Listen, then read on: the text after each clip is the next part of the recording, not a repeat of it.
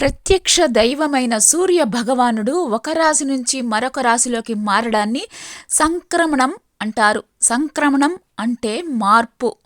మనకి రాశులు 12. సూర్యుడు ఒక్కో మాసంలో ఒక్కో రాశిలో ప్రవేశిస్తాడు.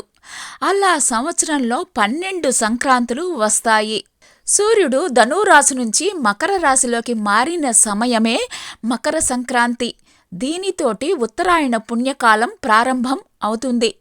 భూమధ్య రేఖకి ఉత్తర దిక్కుగా సూర్యుడు ప్రయాణం చేయడాన్ని ఉత్తరాయణం అంటారు.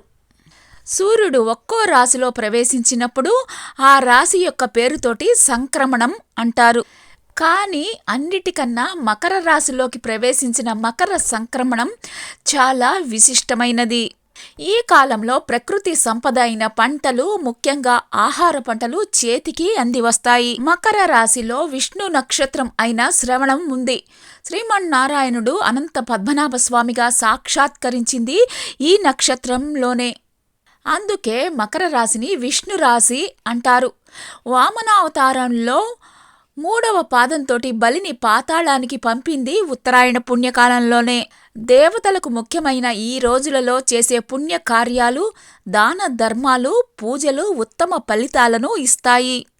ఉత్తరాయణంలో చేయవలసినవి ముఖ్యంగా నదీ స్నానం, సూర్య నమస్కారం, వేదాధ్యయనం, నూతన గృహప్రవేశం, ఉపనయనం, వివాహం వంటి పుణ్యకార్యాలు.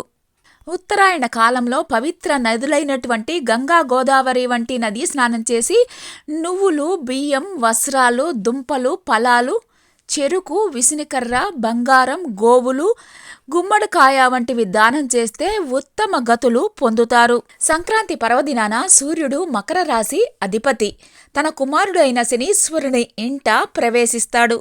1 నెల రోజులు కొడుకు ఇంట్లోనే గడుపుతాడు. ఉత్తరాయణ పుణ్యకాలం అంటే దేవతలకు పగలు, దక్షిణాయనం అంటే దేవతలకు రాత్రి. ఉత్తరాయణ పుణ్యకాలాన్ని దేవమానంగా, దక్షిణాయనాన్ని పితృయానంగా భావిస్తారు. సంక్రాంతి పర్వదినంలోనే శ్రీహరి రాక్షసుల్ని సంహరించి దేవతలకు సుఖశాంతులు ప్రసాదించాడు.